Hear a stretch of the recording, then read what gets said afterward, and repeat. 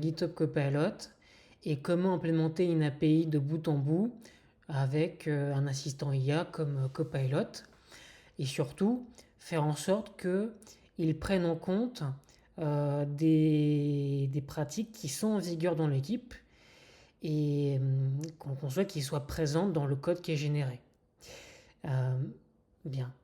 Et pour rappel, pour exploiter GitHub Copilot, il y a 3 manières.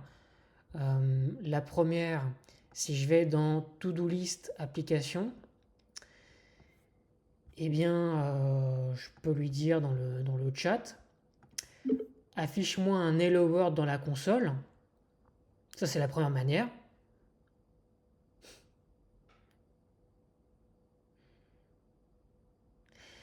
C'était pas très compliqué. Et la deuxième manière par commentaire.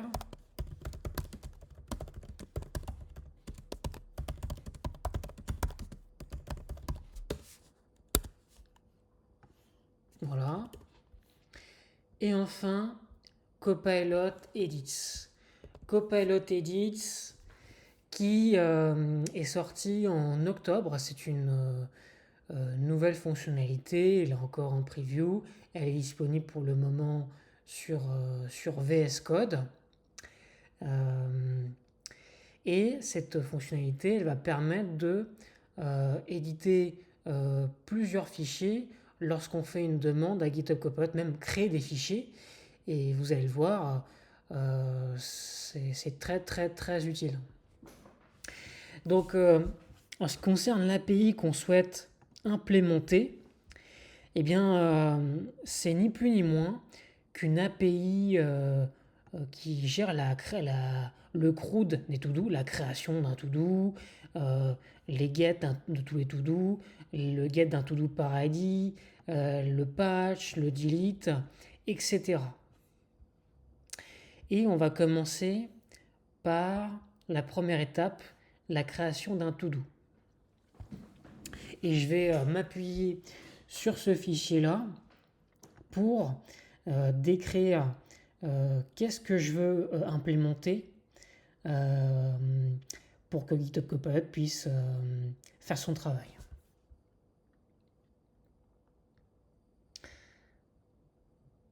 Bien, on va tester comme ça déjà.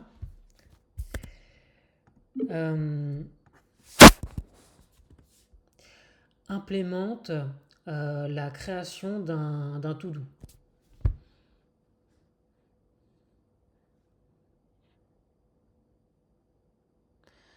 Donc là, il va proposer des suggestions dans le fichier Markdown, mais c'est pas du tout ça que je veux. Donc un assistant IA, il ne fait pas uniquement ce que l'on souhaite faire, implémenter, il fait également des propositions. Pourquoi pas? Donc on va être un peu plus précis avec lui. Par exemple, on va lui montrer, on va ajouter dans le working set to-do list application.java. Ça va lui permettre de savoir dans quel paquet Java, racine il va pouvoir créer le code Java.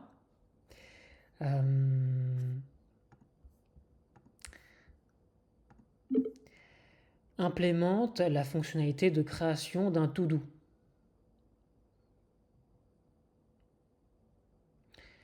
Donc là, il crée le contrôleur comme demandé, le service, le repository. Donc là, par contre, le to-do, il en a généré un, mais c'était pas forcément nécessaire parce qu'il y en avait un. Mais effectivement, je ne l'ai pas inséré dans le working set, donc du coup, il ne pouvait pas le savoir. Donc on va passer en revue ce qu'il nous a généré. Il a bien généré un to-do controller dans le package qui convient. Et qu'est-ce qu'il a fait? Il a inséré notre endpoint.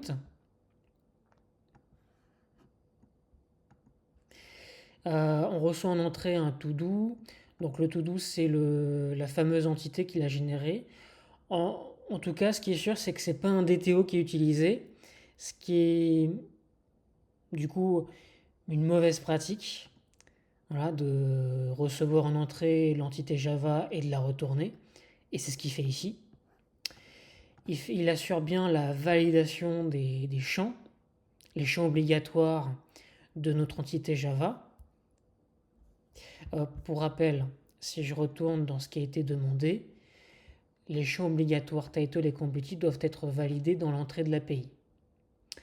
On va passer en revue ensuite comment est construite l'entité Java, mais ce sera pour après. Concernant le service. Donc là, il a créé un semblant de service, mais il n'a pas. Il appelle uniquement le save. Donc c'est le to-do qui est reçu en entrée, donc effectivement il n'a rien d'autre à faire. Il se base sur la notation auto-wired.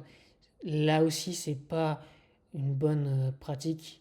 Spring peut le faire nativement en injection par constructeur avec des champs non mutables.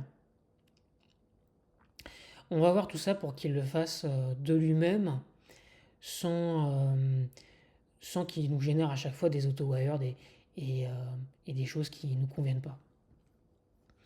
Le repository. Donc là encore, ça ne convient pas à ce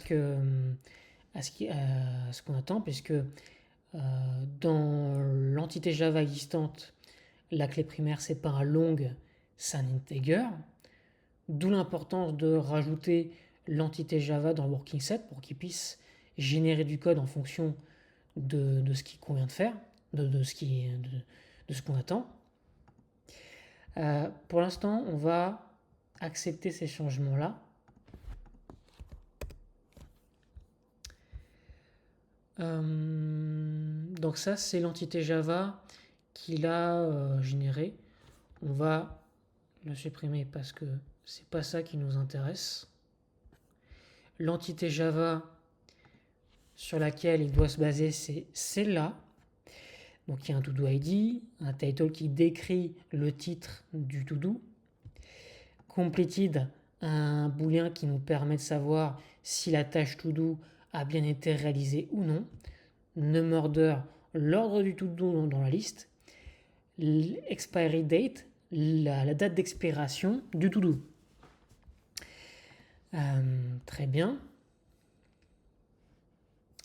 Donc, pour corriger tout ça, on va ajouter les fichiers dans le working set, ceux qui conviennent.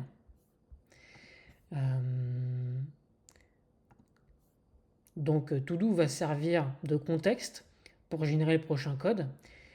To-do controller aussi parce que on veut qu'il puisse travailler sur ce fichier-là, Copilot. To-do repository aussi parce qu'il a des choses à corriger. To-do service également. Très bien. Donc, utilise l'entité Java To-Do.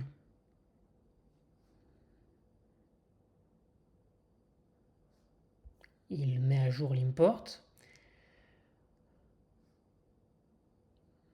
Pareil pour le To-Do controller, le To-Do service, c'est bon. To-Do controller également. To-Do repository, c'est pas encore gagné. On va accepter. Dans To-Do repository, met à jour en fonction de l'entité Java.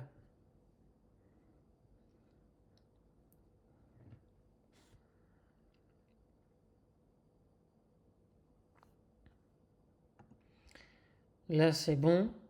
Mais ce qu'on attendait, c'est également integer, parce que après, avec les primaires, to-do ID, c'est un integer.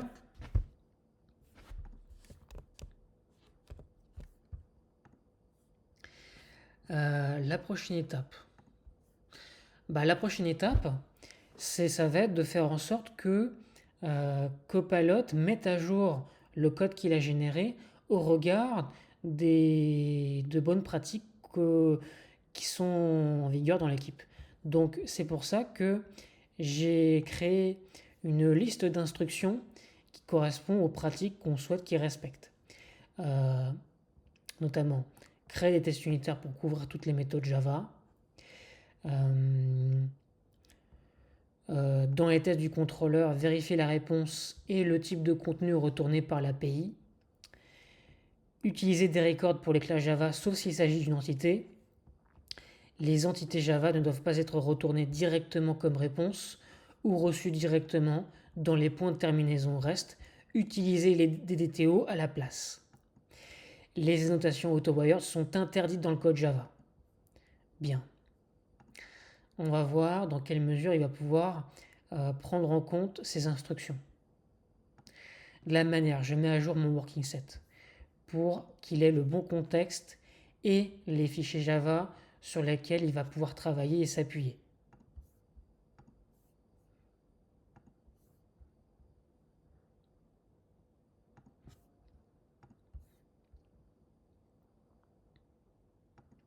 Mets à jour le code Java en fonction des code practices.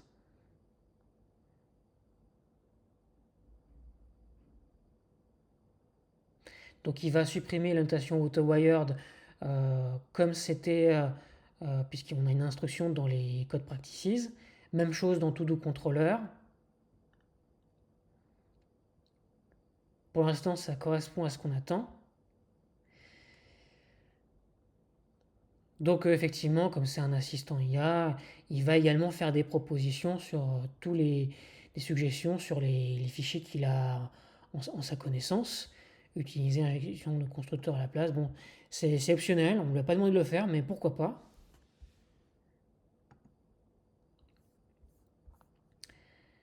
Donc ça correspond partiellement à ce qu'on voudrait, mais c'est pas gagné parce que qu'est-ce qui nous manque également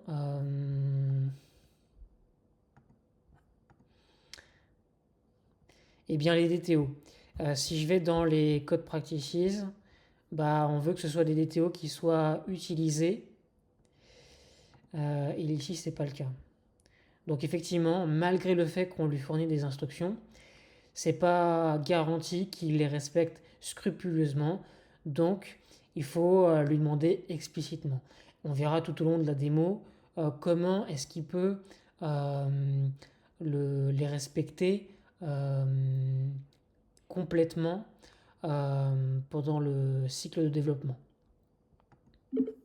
Remplace l'entité Java To-Do par les DTO dans les contrôleurs, de manière à respecter les codes practices.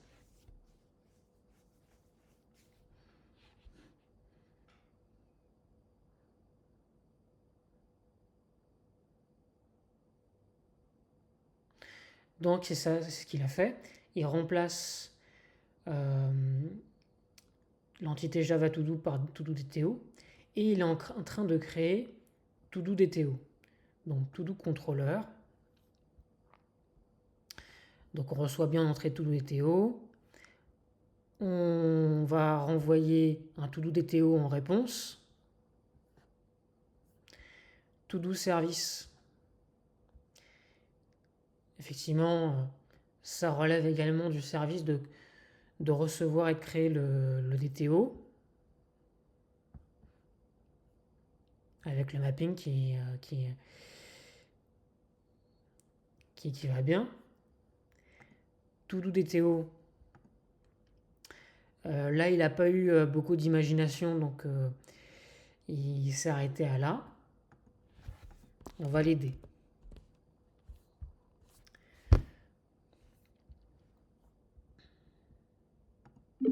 Ajoute tous les champs requis dans To-do DTO, tous les champs de To-do et respecte les codes practices.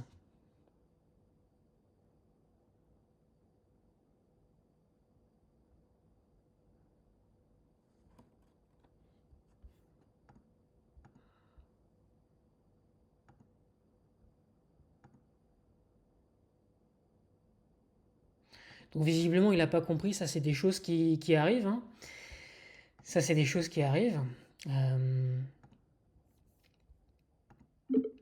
Ajoute dans To-Do DTO tous les champs de To-Do.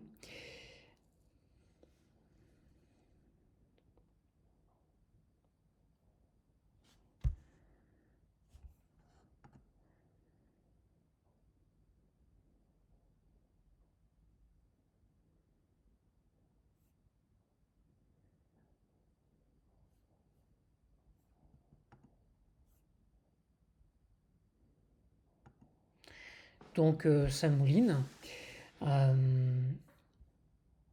Et l'étape d'après, ça va être d'améliorer encore notre code.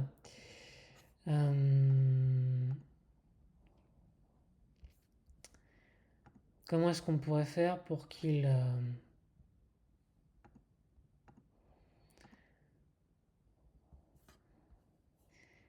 ne le fait pas?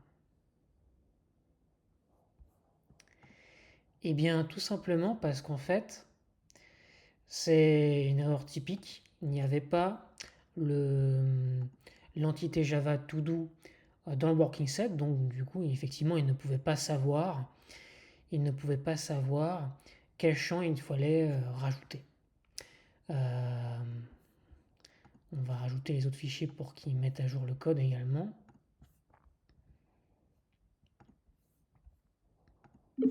Met à jour todo DTO avec les champs correspondant à l'entité Java todo.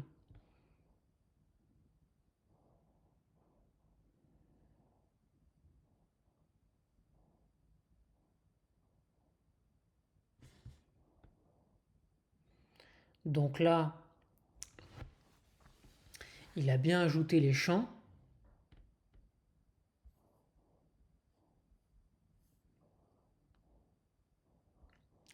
Et il va créer ce constructeur, sachant que on avait dans todo service ce constructeur-là qui était appelé. Donc en fait, en ayant ajouté todo service dans le working set, il a été intelligent en ajoutant le code qui manquait, à savoir ce constructeur.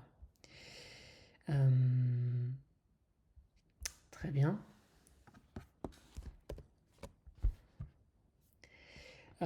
Mais respecte les code practices dans todo DTO. Parce qu'effectivement, je lui ai demandé de faire en sorte que ce soit des records, les classes Java, lorsque c'est pas un contrôleur, lorsque c'est pas un service et lorsque c'est pas une entité Java.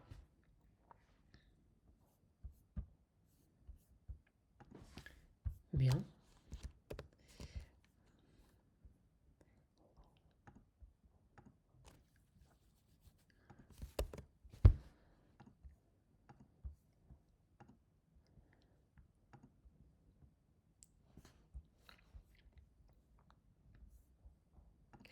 Mets à jour les classes Java en fonction du todo DTO.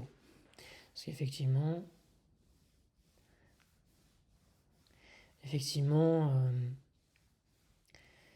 je l'ai transformé en record, mais ça veut dire que les noms des getters changent également.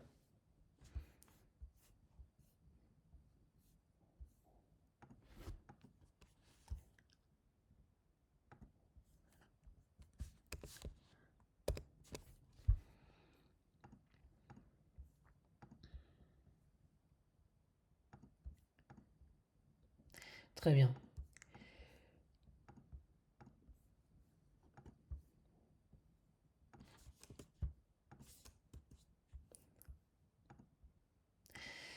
Une autre étape, ça, on va continuer à améliorer notre code.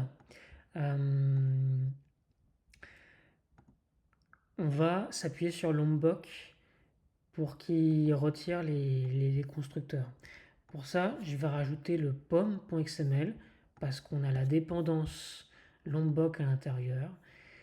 Ça va inciter Copilot à améliorer le code. Améliore le code Java en fonction des dépendances présentes dans le POM.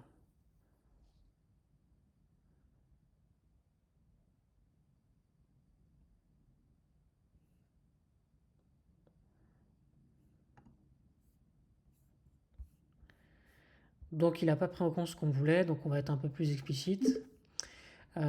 Utilise Lombok pour simplifier le code Java.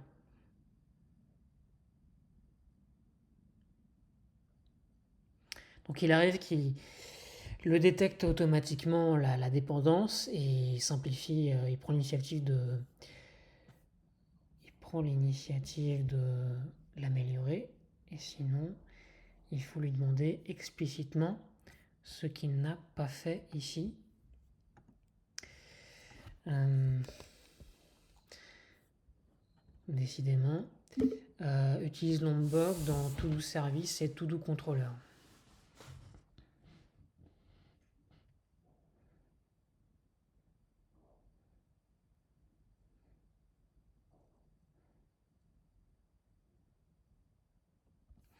Donc ça correspond à ce qu'on attendait.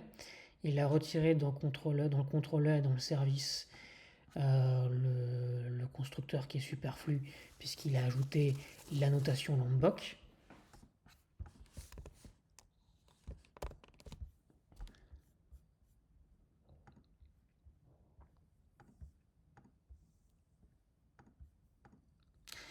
On va continuer de l'améliorer. Cette fois-ci, on va générer les tests unitaires parce que ils n'ont pas été générés par Copilot. Génère-moi les tests unitaires pour toutes les classes Java.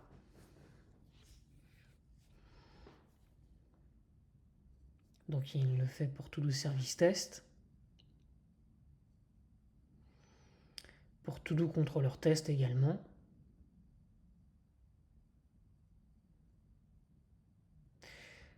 On va voir ce qu'il nous a généré. Donc dans To-Do Controller Test,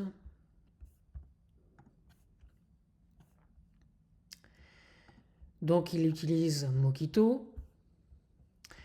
Il a testé deux cas. Le cas passant, lorsque le DTO n'a pas de champ manquant, lorsque les champs obligatoires sont bien renseignés.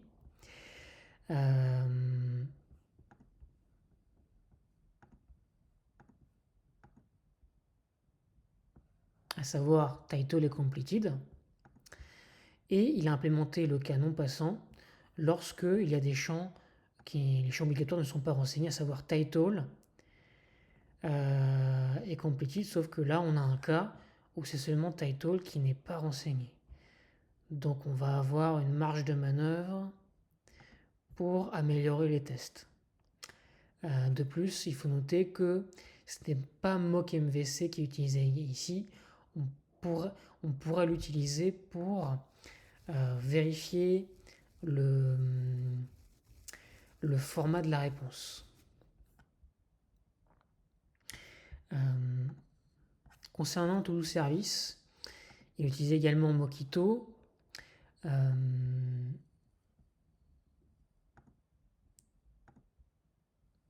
Il teste tout ce qu'il y a à tester. Très bien. Maintenant, ce qu'on va faire, on va exécuter les tests. Tous les tests sont passants. To-Do Service Test, c'est la même chose.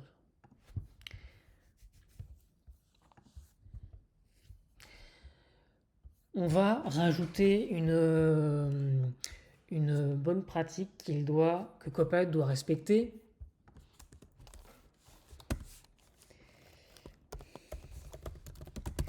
Ajouter les verify et verify no more interactions sur les mocks dans les tests.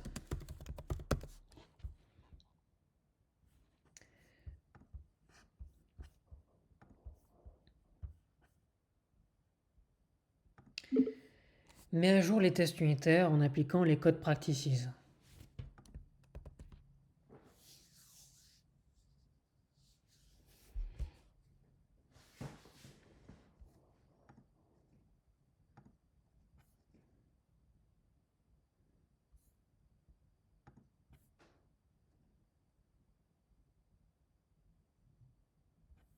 Il a bien rajouté le verify sur le to-do repository qui est appelé, ainsi que le verify no more interactions. Concernant to-do controller test, là c'est intéressant. Ici, il a eu raison de le rajouter. Là, il n'a pas rajouté le verify et c'était bien joué parce que la méthode create to do n'est pas appelée lorsque un champ n'est pas renseigné puisque l'erreur est jetée bien avant. On va accepter ça.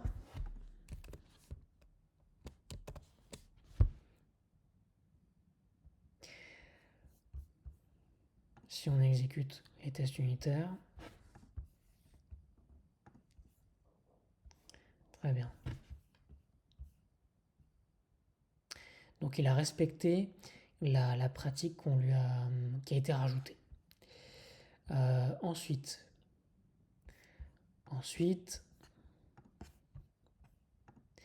comme je le disais ici,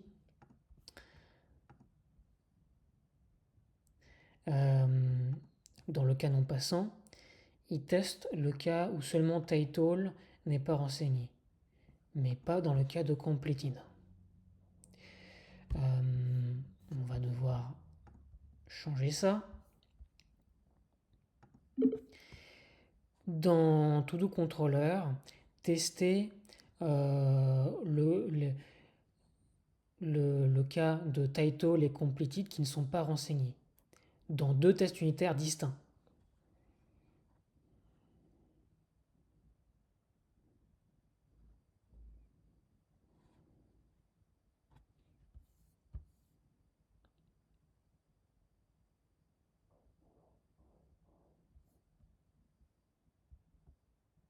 Donc il a bien appliqué ce que j'attendais.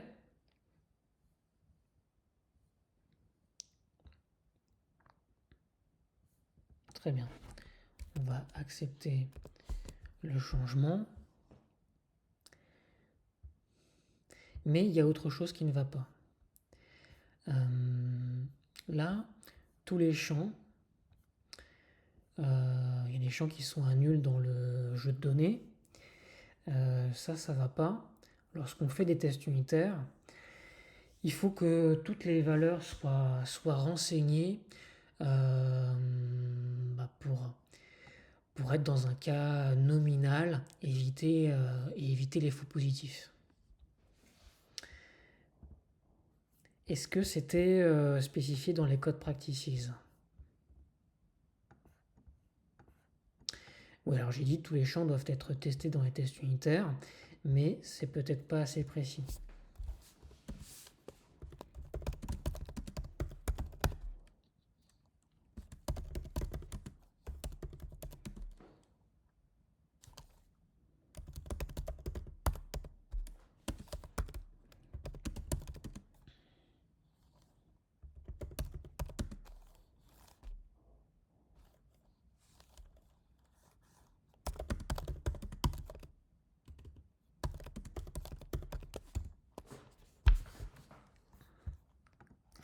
Mettre à jour les tests unitaires en fonction des codes practices.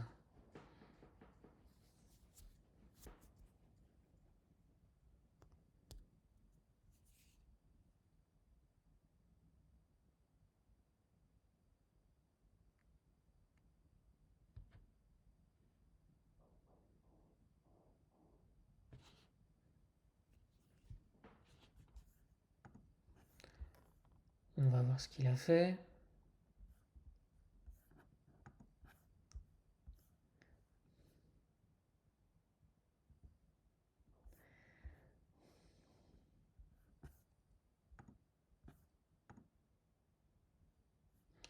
Alors pas grand chose qui nous intéresse. C'est un assistant IA, faut l'aider. C'est juste un assistant, il sait pas tout.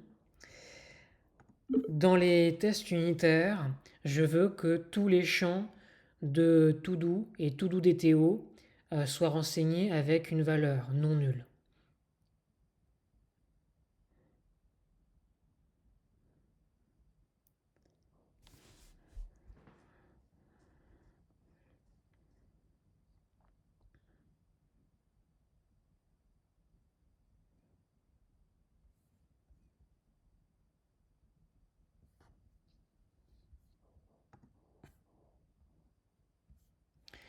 Donc là,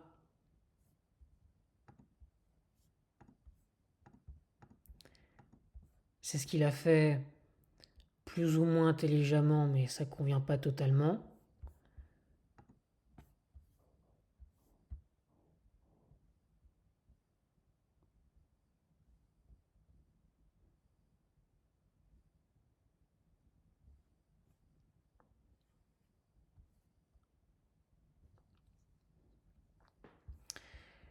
Tous les Théo. Ok. Le piège là,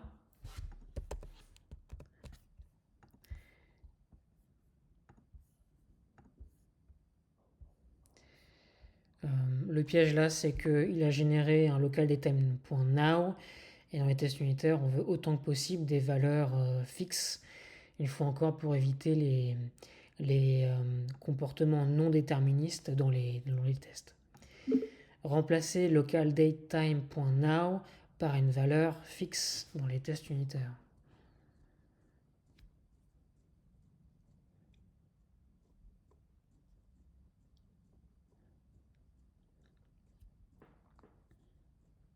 On prend beaucoup de temps pour lui dire quoi faire, ajuster le code qui a été généré.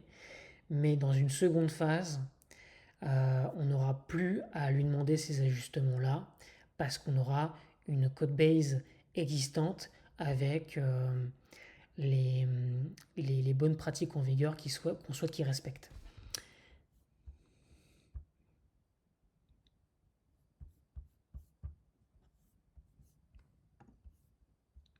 Très bien, on va s'en contenter. On va vérifier que les tests passent toujours.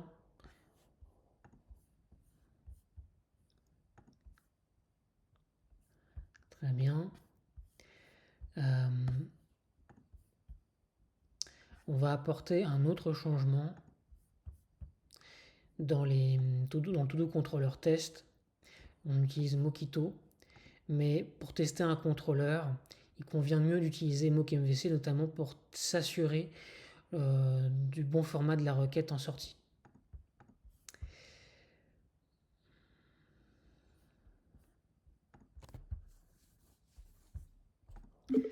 Dans to-do controller test, remplacer Mockito par mockmvc.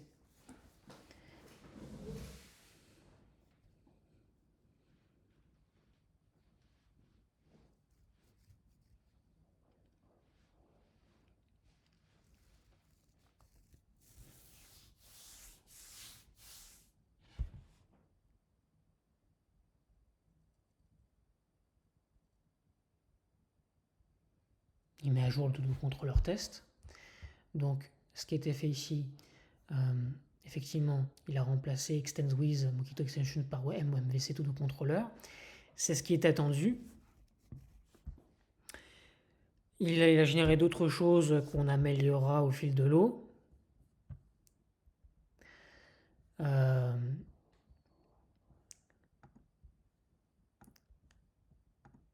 Effectivement, il envoie cette requête-là. Il a conservé les deux tests unitaires non passants.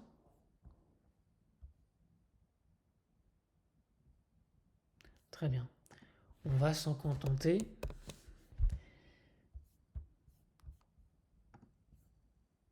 Est-ce que ça passe? Oui, ça passe. Donc,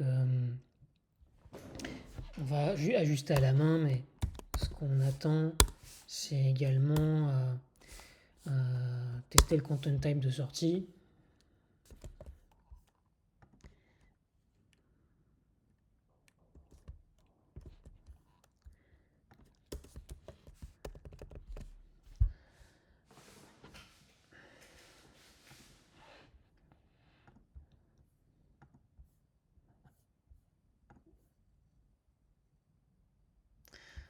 Alors très intéressant, là dans les cas non passants, en fait en réalité ce qui est renvoyé c'est pas du JSON, c'est du text plain.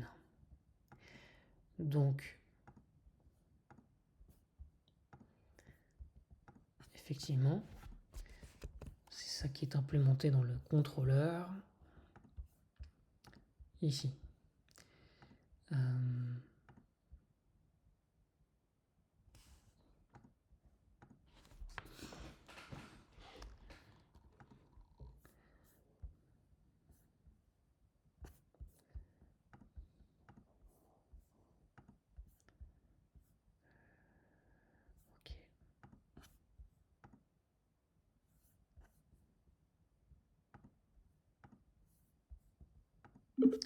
Mettre à jour todo contrôleur pour que le message d'erreur soit envoyé dans un JSON.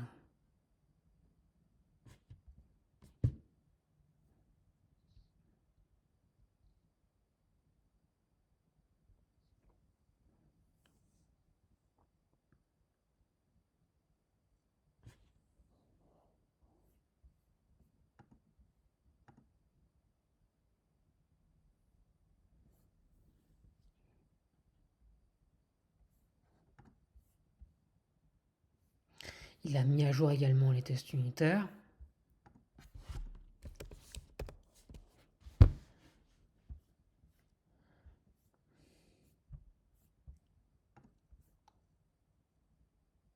Ça marche. Supprimer les variables non utilisées. Parce qu'effectivement, pendant la conversion Mockito vers MockMVC, il y a des variables qui sont devenues inutilisées.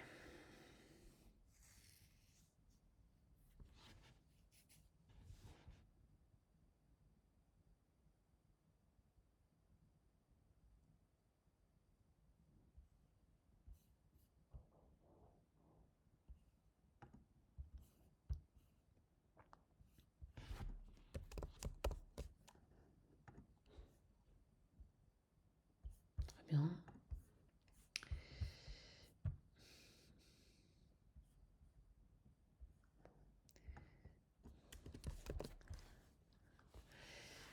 Et ici, GitHub Copilot a généré quelque chose d'intéressant. Il utilise Mockbean qui est déprécié. On va lui demander d'utiliser Mockitobean à la place. Donc en fait, même cas que pour AutoWired.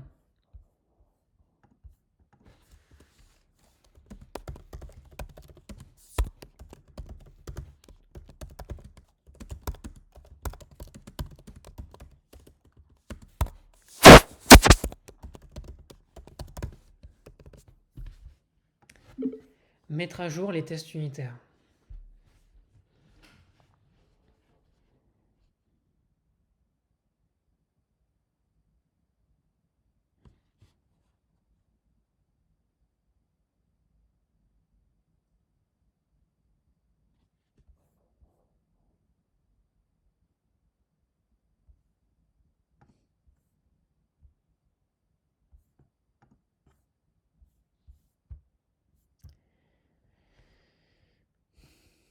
Merci Copilot, tu n'as rien fait pour moi. Je veux que tu remplaces Mockbean par Mockitobean comme convenu dans les code practices.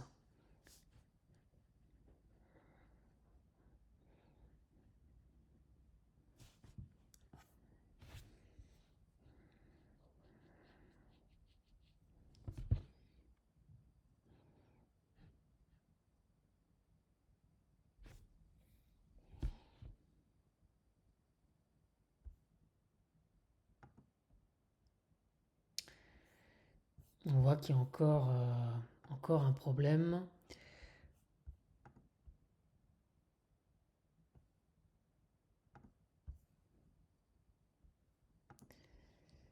Parce que c'est pas le bon import.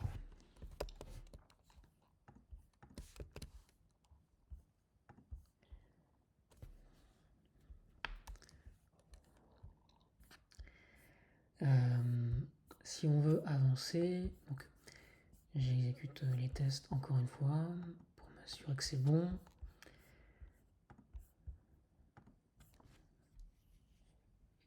Très bien.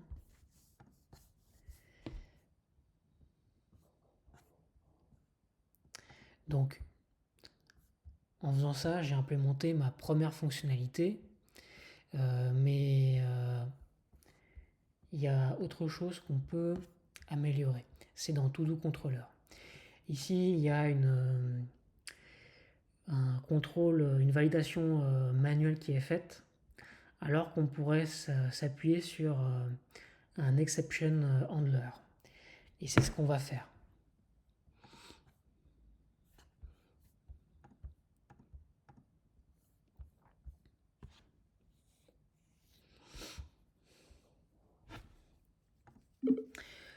Dans To-Do Controller, je veux que tu t'appuies sur un exception handler plutôt qu'une validation manuelle.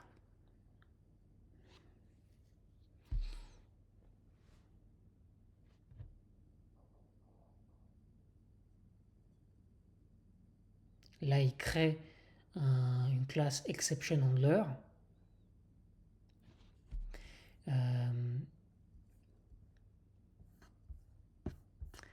Voyons ce qu'il a fait dans tous nos contrôleurs.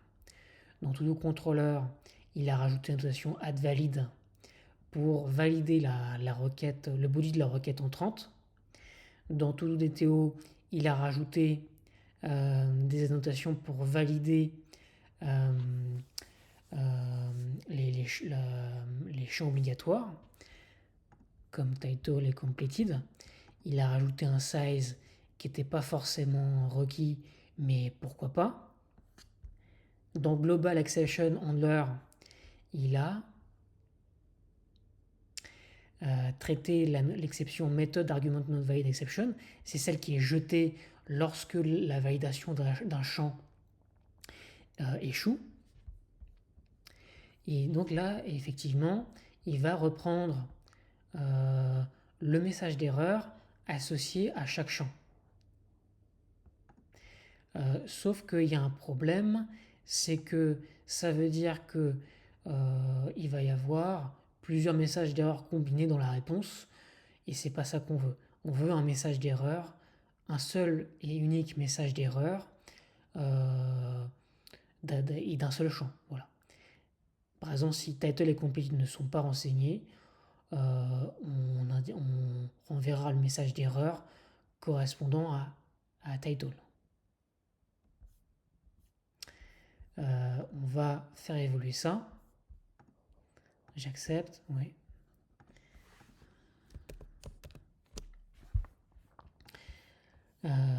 Mais est-ce qu'il a mis à jour les tests unitaires?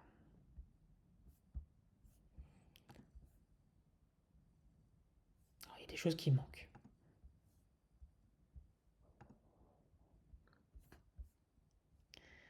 Alors effectivement, déjà, les imports sont pas bons.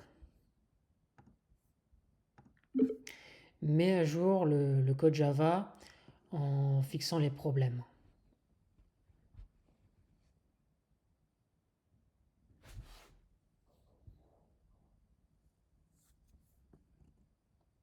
C'est pas ce que je voulais faire, mais on va voir ce qu'il va générer.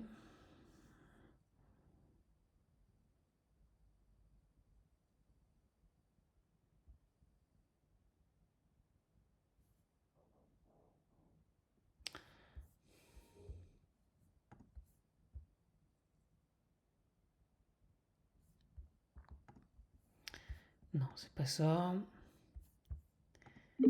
Fixe les imports.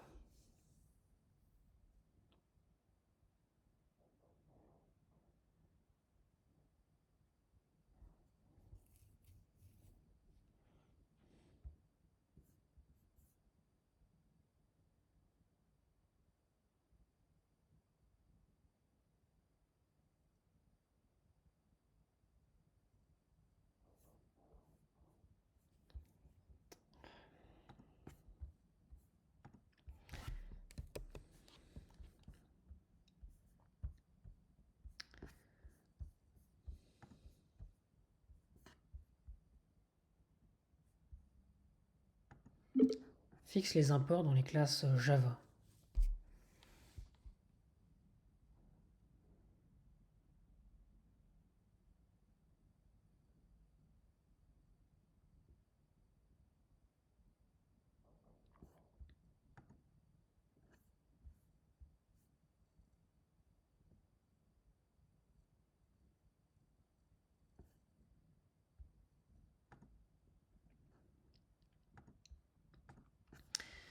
Donc,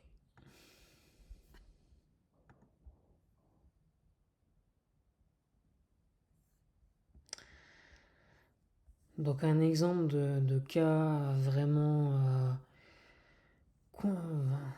c'est l'assistant IA ne répond pas au problème, ça peut lui arriver. Donc il faut être dans ce cas plus explicite. Je veux que tu remplaces les imports Javax validation par Jakarta validation.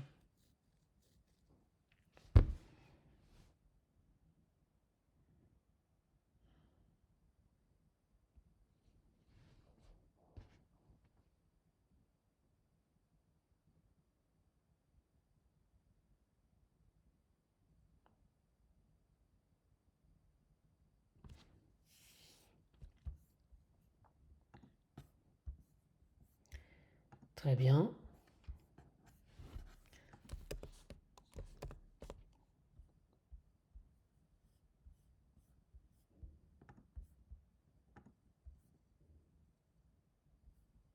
Donc il y a toujours des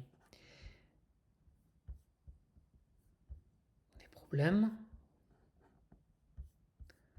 Euh,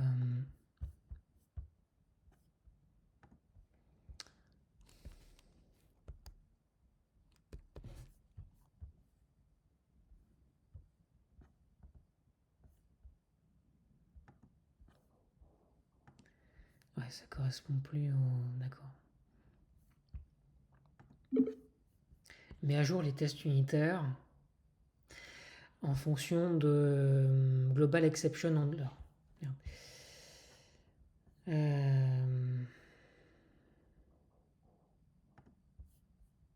C'est pas ça que je voulais faire.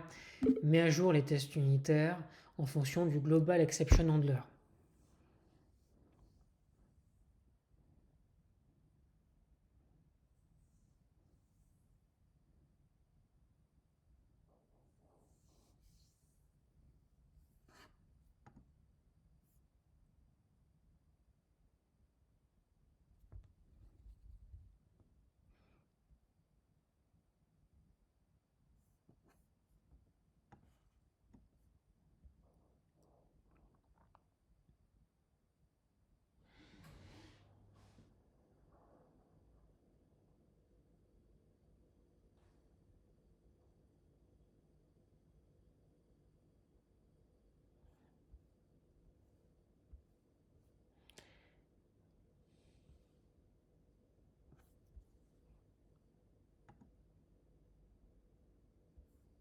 Je ne sais pas pourquoi il le remplace à chaque fois.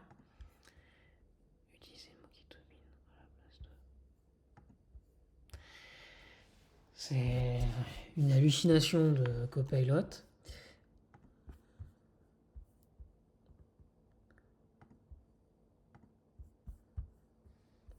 On va accepter le reste.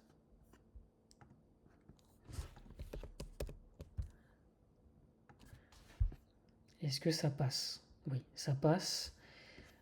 Ça correspond à ce qu'on voulait. Très bien.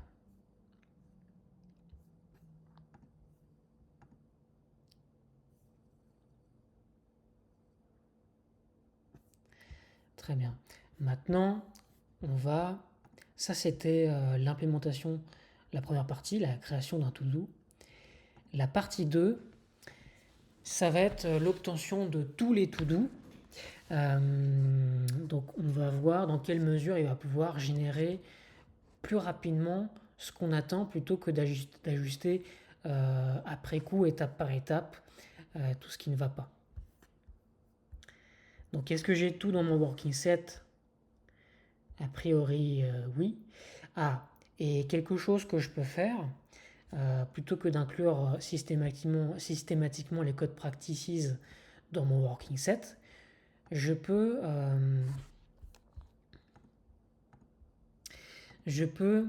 les faire en sorte qu'elles soient prises en compte systématiquement lorsque j'envoie une demande à GitHub Copilot. Et ça veut dire créer un fichier Copilot Instructions dans .github. Donc c'est ce que je vais faire. Je vais déplacer de ça dans ici. Et plus besoin de l'inclure.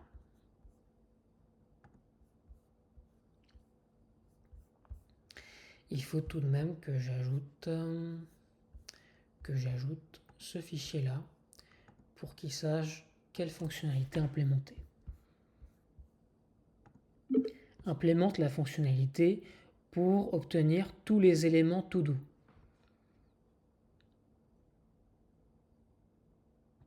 Il prend Copilot Instructions en entrée, comme c'est indiqué ici. Et là,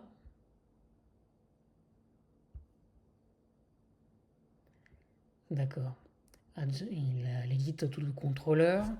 Même chose pour To-Do Service, To-Do Controller Test.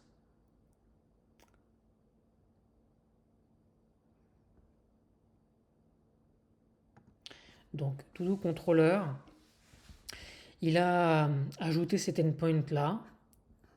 Ça correspond à ce qu'on attend. To-Do Service. Donc effectivement là il a supprimé le commentaire puisque dans les codes, dans les Copilot Instructions, on a écrit aucun commentaire ne doit être présent dans le code. De plus, il a créé la méthode getAllToDos qui permet de retourner tous les to-do. Mais il y a un problème, c'est que collectors toList est obsolète. On peut directement appeler toList. To-Do Controller Test, il a ajouté un test unitaire pour tester le nouvel endpoint.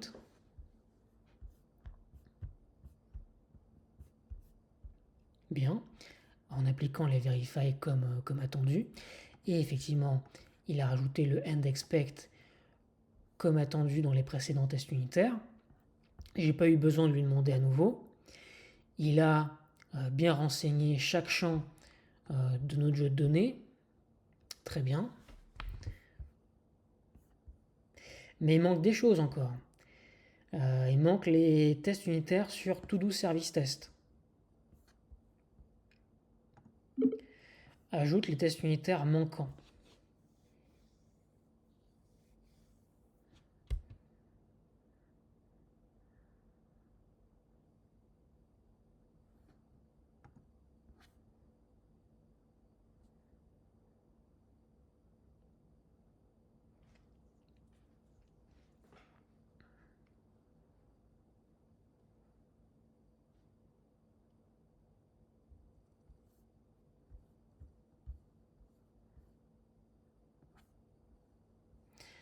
Donc c'est parfois long, mais il va faire le travail, normalement.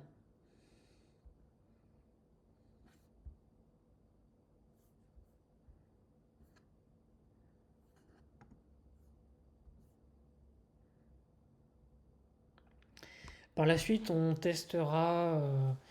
vérifiera si les tests unitaires sont toujours passants et on testera avec Postman l'intégralité de l'application.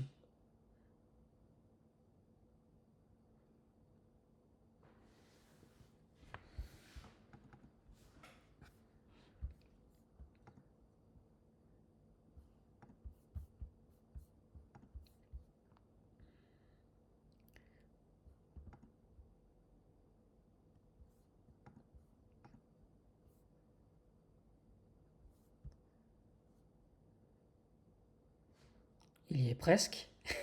Soyons patients.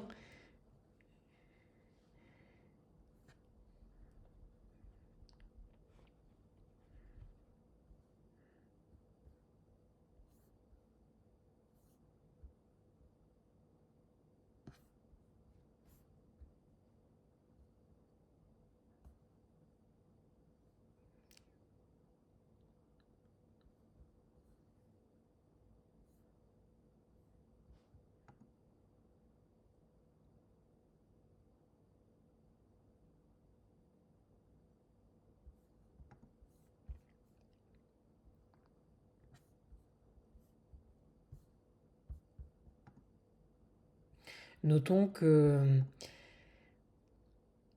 il manque aussi le test unitaire pour cette méthode-là, mais je vais vous épargner ça pour cette démo. Donc là, ce qu'il est en train de faire, il est en train de générer le test unitaire pour To-Do Service Test. ça correspond à l'attendu. Il vérifie bien qu'il y a deux éléments en sortie du service, les verify qui sont présents, etc.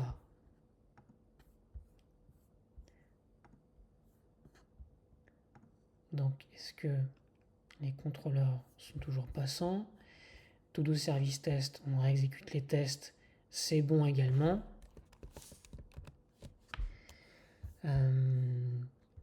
Notez qu'on pourrait lui demander encore pas mal d'évolutions, utiliser Assergy au lieu de assert equals, des choses comme ça. On peut lui demander de générer un test d'intégration en se basant sur test container. Par exemple, ici, j'ai un MySQL container test pour avoir ma base de données dans le conteneur. Je pourrais très bien m'appuyer là-dessus pour générer un test d'intégration. Je pourrais générer un test wiremock. Je pourrais faire pas mal de choses. Avant de conclure, on va générer, on va on va lancer l'application pour pouvoir la tester intégralement avec Postman.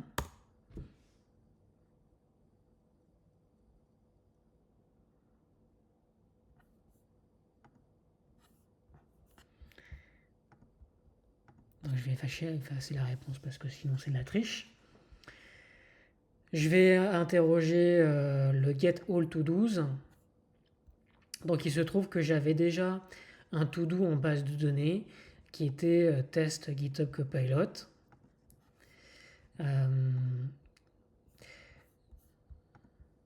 Je vais créer un to do.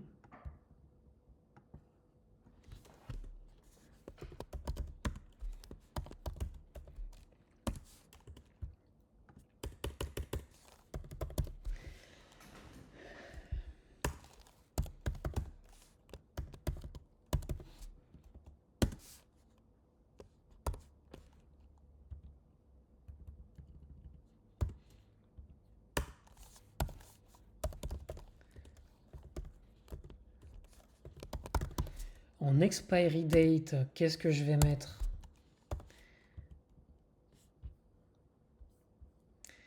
Je vais m'inspirer de... Voilà.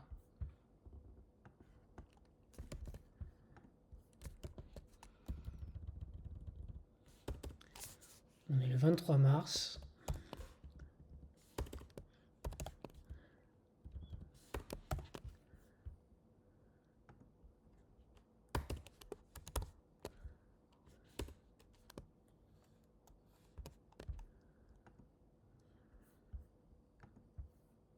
Bien. Le to-do a été créé et on va regarder si on arrive à le récupérer. Très bien, on arrive à le récupérer. Bien, je vais conclure sur cette démo sur plusieurs choses. D'abord, retenez bien que finalement pour faciliter la génération de code avec GitHub Copilot ou avec un autre assistant IA, on peut s'appuyer sur un fichier tel que Copilot Instructions. Et l'essentiel, c'est qu'il soit dans les working sets, dans le contexte de l'assistant IA. Ça va lui permettre de savoir comment il faut générer le code en fonction de certaines bonnes pratiques. Effectivement, il n'est pas tenu de les respecter, ce qui va favoriser d'autant plus le respect de ces pratiques. Ça va être de s'appuyer sur une code base qui respecte déjà les pratiques énoncées, ce qui va atténuer le risque qui dérive dans la génération du code. Voilà. J'ajouterais que GitHub Copilot, comme tous les assistants IA, n'est qu'un assistant IA. Il est là pour nous aider à générer du code, mais il n'est pas là pour nous remplacer. Il est là pour nous assister. Et j'ai pu expérimenter dans mon équipe sur une période d'un an GitHub Copilot, et on a déduit que ça nous faisait gagner 2 à 3 heures de développement pour chaque fonctionnalité à développer, à condition de, euh, de cerner ses limites. Euh, comme je l'ai montré dans cette démo, avec des ajustements après coup de ce qu'il génère, puis ensuite euh, de moins en moins, puisqu'il génère sur la code base et les code practices. Bien, merci à tous et j'espère que que vous avez apprécié cette démo. Merci.